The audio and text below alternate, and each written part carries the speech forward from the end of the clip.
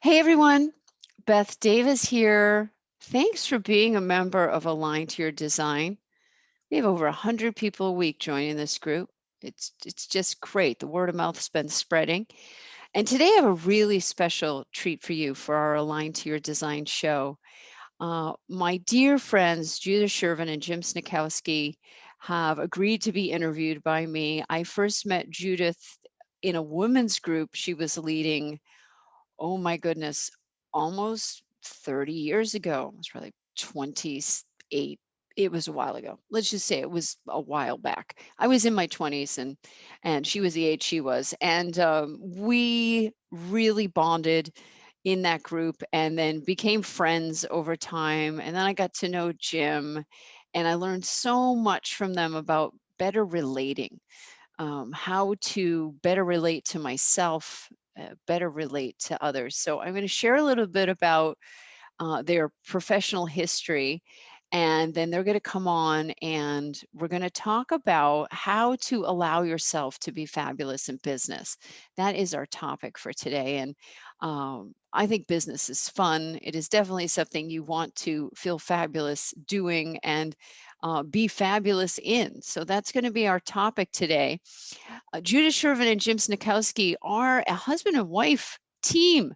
They are relationship experts and psychology experts. They are affectionately known as Judith and Jim, and they inspire everyone who meets them, from the self-employed to business owners, leaders, and employees at all levels, in order to help them achieve their maximum success. And you know, I talk often in here about maximum fulfillment. So Judith and Jim and I are on the same page. It is the whole point: maximum success, maximum fulfillment. They are best-selling authors and executive coaches, coaching for LinkedIn. I'm sure you've all heard of LinkedIn for nearly 11 years, and Credit Karma. I'm sure you've heard of them too. Credit Karma for almost 5 years. And current clients include LinkedIn, Unity Technologies, World Courier, Blackbird Interactive, along with several startups and many individuals.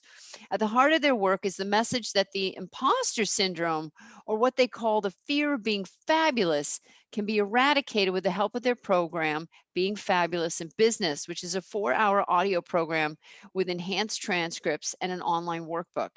And towards the end of our interview, they will be sharing more about the program. But I've also put the link in the comments. You'll see it either above this video or off to the side of the video, depending on what device you're watching this interview on. So go ahead and click on that link to find out more about the program and take advantage of that program. Judith and Jim have also been guest experts on over 3,000. I want you to all take that in for a moment. 3,000 television and radio shows, including Oprah, The View, 48 Hours, CNN, and Canada AM. And with that, please welcome my delightful friends, my spiritual parents, Judith Sherven and Jim Sniechowski, affectionately known as Judith and Jim. Welcome, welcome to the show. It is so great to have you here. Nice to see you. So good to see Oh, you. so Wonderful to good. be with you. It's so good to be here. I'm excited for our conversation. So, you have been psychologists and executive coaches now for several decades. Yes. Yes, yes. What do you see is the number one reason that people feel held back in their ability to succeed in their career, in their ability to make money, even lots of money? What is it that's really holding us back? I mean, someone might say fear, but okay, yeah, everybody's got fear. What is it really that you've observed? Because you've worked with thousands of people. The simple way to say it, Beth, is people do not have internal permission to get the success they desire. They stop themselves, they withhold, they don't believe in themselves, they stop themselves, they sabotage themselves. Without that internal permission, you have no internal support. So we would ask everyone watching to think about how often they procrastinate, how often they let themselves indulge in the novel they're reading or the movie they're watching instead of getting at that work project that would push them ahead. Or how do people receive compliments? How well do they receive praise? We ask everyone watching to think about it. because we recently started talking about a phrase that we came up with because of a client we're working with, the duck and giggle. That when people get a compliment, they very often they duck and giggle instead of being able to say, thank you so much. Yeah. Yeah. I noticed that. Yes. So people have trouble believing they deserve the praise. Well, if you can't receive a simple compliment, how well are you going to be internally supported to push forward in your work life, your career, when you're being held back right at the start? Wow. Yeah. And what do you think, just sort of a side question, but where do you think the roots of this come from? Is it cultural? Is it humans just being in groups and not trying to one up each other? And what do you think the fundamental reasons are that we don't want to shine? We don't want to draw attention to ourselves. Our approach is that it is familial. It happens when you are a child. You are told things like, don't, don't, you're too big for your britches. Don't be humble, be quiet, be modest, etc., etc. Women are supposed to be second class to the men, and men are supposed to be champions. That's all such bull. It's just crap. Yeah. Most men try, but they don't get there. And if they get there, it's usually fake. So Right. we look at in our program and in the coaching we do, we ask people to look back on those early years of what was going on in the family, both overtly. Were parents playing themselves down? Were they undermining their own success? And what kinds of messages were they receiving in the family? How many kids are told, who are you to speak up? We don't want to hear from you. You're just a little punk. Know your place. You're out of line. All kinds of messages that kids receive that parents do not realize are undermining those little people's internal integrity and internal ambition to be larger. And of course, there are lots of people who feel like it's disloyal if they become more successful than their parents. And certainly Jim and I have had to work through some of that, as you well know. Yeah. Well, to that point, you were both successful actors earlier in your lives, right? Before you met one another, and then you both walked away. Why did you walk away? You want to take it first? I'll take it. Well, I was a stage actor for 15 years and very, very successful. I did 85 different stage productions in that time. Wow. And then I went to Hollywood, which was, of course, the dream. That's what started the whole process. I got to Hollywood. I did a Rockford Files. It was a very simple role.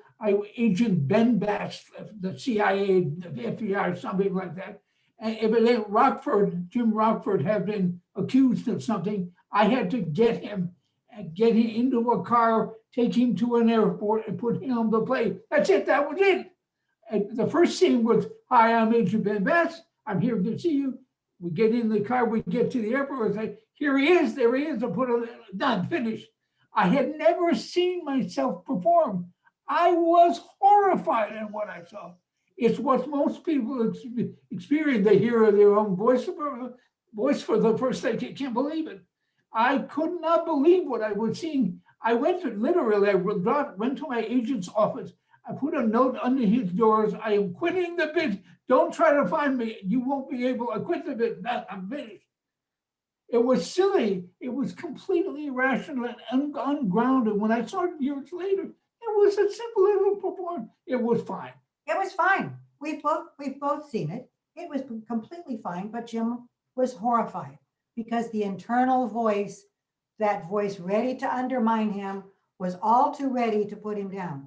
And certainly in my case, I grew up in Los Angeles, did tons of commercials and television acting, and went to New York after college. And Beth and everybody listening and watching, in 1967, when I was in New York, I had 4 agents. I was working a lot. Not only did one of my agents ask if he could manage my acting career, to which I summarily said no. because I was going to go back to Los Angeles to get married, because that's what my parents had raised me to do. And Beth, in 1967, I took home in my jeans $50,000. Today, that's the equivalent of $400,000. Mm-hmm. And did it inspire me to go even to a larger career on Broadway, soap operas, going to London or Paris and working? No, no, no, no. My unconscious programming was I have to get married. Mm. So I go back to Los Angeles, which is not where my career was on fire. And 22 years later, do I find this wonderful man to marry? So we have to So be great. deeply suspicious about why both of us sabotage those acting careers. And one of the things we want everyone listening and watching to pay attention to is neither of our fathers graduated high school. Mm-hmm. Neither our mothers worked. The words ambition and career were never mentioned in our households, ever. So we grew up, both Jim and I, when we knew each other better and we started talking about all of this and came up with this idea of the fear of being fabulous, is we had no internal permission to have giant, robust careers. Mm. Yeah, that really makes sense. And, how did that, you shared a little bit of how that influenced what you focus on now with the fear of being fabulous. Can you say more about how you focus on that with people? See, because you see them holding themselves back from success because of the fear of being fabulous. So how what you went through, how does it influence how you work with people now? That's what I'm trying to ask you. First of all, we know it's real. It was real for us. We lived it. So when we say it's not theory, it's not textbook, it's actual life experience that we went through and had to survive through. Well, a lot of people don't survive. I didn't survive. I quit the business. I stopped, but I got into something else. My deepest talent is psychology. And that was true through my whole theatrical career. And I can now locate myself in doing executive coaching with Judith, which is, to use your phrase, is fulfilling. It's not a payday, it's a soul fulfillment. Mm. I had internal permission to do the complete support. So what we see with clients are things like they're afraid to ask for a promotion. They're reluctant to speak up at a meeting because maybe their idea isn't the best idea, only to hear somebody else at the meeting say that idea, get credit for it, Mm-hmm. and then they're mad at themselves that they stayed mute, but they have held themselves back all through school, all through their career, and their reluctance holds them back. Mm. Even people, and I want everyone watching to really get this, even people who've made it as far as being a VP, because Jim and I coach for a lot of tech companies, as Beth said, even people who are VPs, senior VPs, have even entered into the C-suite of companies. We have coached through their reluctance to move further, their reluctance to be broader in their leadership. So what we know is when people start their own business, like clients of yours, Beth, they often start with a small idea because that's all they can let themselves imagine. Right. Instead of what would happen if they let themselves imagine it much larger? If they dreamed bigger, what would happen? But if they don't have internal permission to do that, they can't. Mm-hmm. Using the idea, Beth, of internal permission, the imposter syndrome, when people believe they don't have the value or the credibility, even in the face of factual evidence of the contrary. It's amazing to watch these people do all these things. They get patents, sometimes they were promoted, they have great ideas. They cannot take it in. They cannot own who they are. So what they do is make one kind of excuse after another. They duck and giggle is what they do. Mm-hmm. They get out, they leave, and then they're left stranded, not knowing what the hell is going on, even consciously. Their intentions is to have a better life. They can't make it happen. Oh, it's fascinating. So, your answers are really pointing to the power of this unconscious programming, Yes, ma'am. which of course we talk about all the time here in Align to Your Design, because it's about deconditioning from that Mhm. programming that's going to set us free. And we all receive it in our growing up years. And so I'm wondering, can people really overcome those holdbacks that are often buried so deep in the subconscious? Or Yes, they, You're looking at take two them for people did. granted? We did. and you did. Oh, yeah. Yeah, so yeah, and the answer is yes, yes, yes. People have to do the work of unburying those beliefs that are located in the unconscious, and they have to work against the negative head talk. Part of our program, Being Fabulous in Business, helps people with the unconscious holdbacks, the negative head talk, and that's why we have a workbook associated to help people work through those buried beliefs and get them up to the surface, where once they're conscious, then you can work against it and consciously every day work to assert who you are now instead of who you were taught to be largely unconsciously then. Beth, Judith and I use a phrase. We say there is no such thing as failure. You are always succeeding. The question is at what? What Yes. are And you what? actually succeeding at? Yeah. What are you actually succeeding at? For Right. example, when Judith left New York, she was succeeding at obeying the training. She's got to get married. When Mm-hmm. I hit the wall in Hollywood, I could not. The best way I can say that I came from deep Catholicism, which has a real and negative impact on the body, physicality. When I saw the body that I thought was this, it turned out to be that, it was terrifying to me. I had to flee. I ran from it.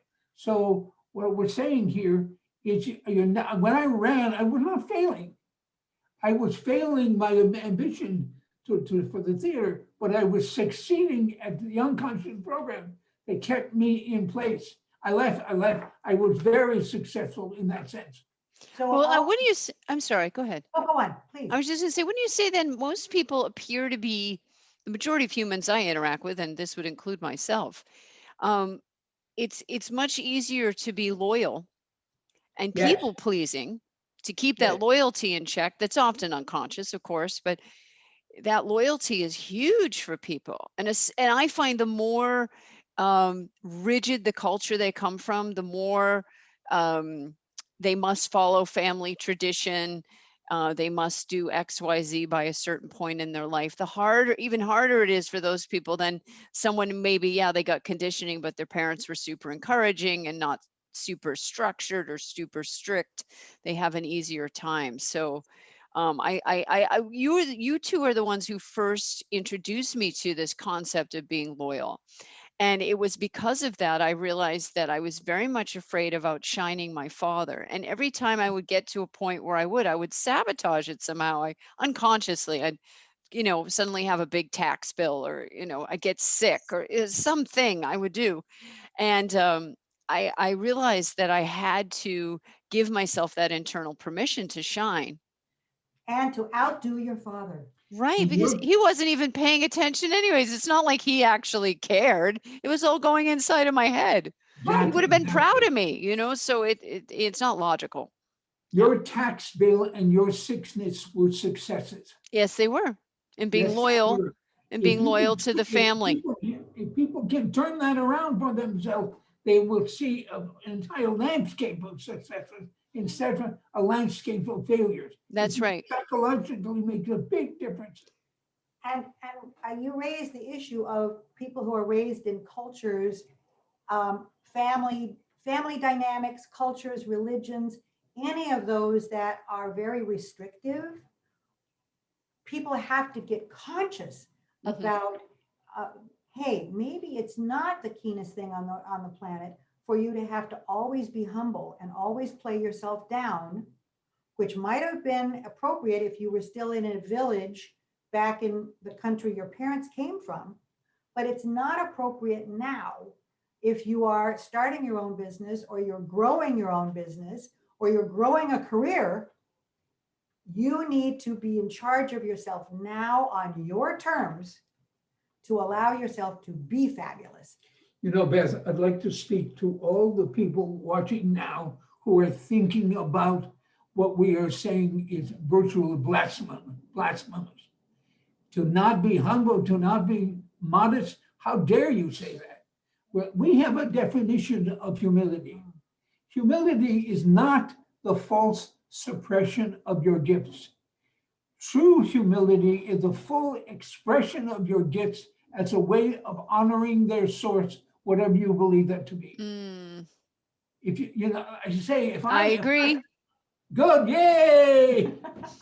I mean, that's how I would define humility. I think it's actually very selfish, almost narcissistic for people to dwell and in their Yes. misery when they could be sharing their gifts and experiencing delight and that fulfillment and success.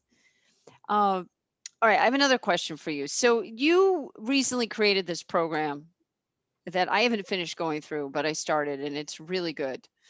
Thank you. And it's very successful now with business people, entrepreneurs, employees, anyone working basically who wants to go to the next level in using their gifts, called the Being Fabulous in Business online course. So would you share with everyone what your motivation was for doing the course? And then for all of you watching, I can't stress enough, please introduce yourself to Judith and Jim's work if you haven't, because these two people, you've reached the pinnacle of what coaching is. To be executive coaches for LinkedIn, I mean, that's, you know, every coach who's come out of coaching school dreams of landing an 11-year gig with a major company and being their go-to coaches. So, you know, you definitely broke through the past programming about the ceiling of success, which is great. So you can walk your talk now. But I'd love for you just to share a bit about it. And then I want to invite all of you watching, please go take the program. It's a small investment for many, many years of success to come. Absolutely. So yeah, will you share about where the idea came from and tell us more about it? Well, we have over the years talked about how can we scale our impact. We can only work with so many people one-on-one coaching. Even when we're at LinkedIn or Credit Karma and we're doing trainings with teams of people, it's still just that internal team of people. So we've talked about how can we scale our work, and we've ended up creating this program that is very doable. It's 4 hours audio, so you can do it while you're out walking, when you're bicycling, you know, on BART or subway, wherever you might be, because it's an audio program. And it's 4 hours in short snippets so that you're not locked into an hour's worth of listening at one time. And we've created the workbook so that people are required, if they participate, and we urge every one of you who gets this program to please do the workbook, because it makes you rework your thinking about these various issues and put it in writing. And then, of course, the enhanced transcripts come with it if you prefer reading. We also encourage you to, 6 months from now, do the program again, because who you are then, we trust, will have expanded, and you will be able to push yourself even further using this program that helps you get past the fear of being fabulous. The reason we say great. put it on paper is because when one does that, it becomes objective. You can look at it out here, not just think about, not in the fog in your head. You can look at it out here. At times we have, very often we have asked people, write down the list of your success, what you believe were your successes. We have been shocked given what they bring to us. And they too have been shocked being able to see you instead of lost in the fog inside their head. Put it on paper so you can see it and verify it for yourself. Well, and some people may not want to work on paper. That's why the workbook has been created so you can work on it online. So you don't need a printer. You don't need a pen and pencil, really. And I wanted to support what Jim just said, is very often we ask people to, for their assignment, and that's worked into the program here, is how have your so-called failures helped grow who you are, help you become more successful, to take this idea that you're never actually failing. You're always succeeding at something, and to incorporate that so that you can grow in your confidence. You can grow in your sense of well-being, rather than so many people get anxious about, well, I didn't make it here, or I didn't get hired at that job, or I didn't get promoted there. And they use it to play themselves down over and over and over. You know, Beth, people might argue that, well, this is just stupid. People are failing. The people do fail. Yes, they do. For example, look all the homeless people out in the world. Are they succeeding? Yes, they are. The question is at what? They are homeless in allegiance or in loyalty to some unconscious idea of commitment. They are succeeding. That takes them right to the homeless position. 1 year back, years ago, when I was in LA, I was in somewhere in Santa Monica, sitting on a ledge, looking down into the cavern. And below me, I could see a homeless encampment. And I actually thought, Christ, I could end up there. I know I could end up there. I have it in me to end up there. Having it in me to end up there would have been a success. It would have been a negative success and an unconscious success, but it would have been a success in that loyalty. I'm loyal, watch me express it. Well, and a way to think about what Jim's talking about and how some people talk about it is, and we've all used the expression, we've heard people say it all the time, oh, he loved his mother to death. Think about that phrase. Oh, he loved his family. She loved her family to death. When you incorporate that idea of what it means to love where you came from to death, you have to keep killing off your expertise, your intelligence, your capability, your ambition. And then, as Jim just said, you may end up homeless. Well, we know that's not the population that we're speaking to right now, thank goodness. But it's worth considering when you have this idea of loving your family to death. That will hold you back. And we do not want that for anyone watching this interview. No, I won't say that expression anymore since you pointed that out to me 20 something years ago. Do you really want to love someone to their death? Right. It's kind of how I'm like, oh gosh, I don't want to be in reinforcing that. I mean, I get the concept that I love you for the rest of your life. I love you for eternity, what have you. But the way it sounds is I love you in a way that is toxic and irrational and rigid and fixed. Exactly. Tell about the story about the alcoholic in your group. Oh, well, that we're just to support that again. We've already said it. I think what really is important here is that for everyone watching this interview with you, that they be inspired by you and your success and the story that we've told about how we walked away from our acting careers and have done the opposite in our coaching, is opened ourselves to let it keep growing and growing. And for every single person watching this interview to please question, can I grow more? Can I allow myself more freedom to become more expansive in what I aspire to do? What's the next largest thing I can want to do and let myself do? And then for all of you who need some help, by all means, take Beth up on this and use the link that she's put up here to go to our program, Being Fabulous in Business, and use the program. Yes, definitely use the program. I want to ask you, how have people and businesses been responding to your program? Because I know you've had a lot of positive responses from companies who need this kind of program for their learning and development offerings. And for any of you listening who are corporate who need a program for your learning and development offerings, contact Judith and Jim. The contact info is also above this video. But how have people been responding? They've been responding very positively. The corporate process is lengthy, but we are closing arrangements with 2 major corporations right now. We're not at liberty to use their names. I'm sorry to say that, but what we're hearing over and over is this program is so different than most learning and development programs.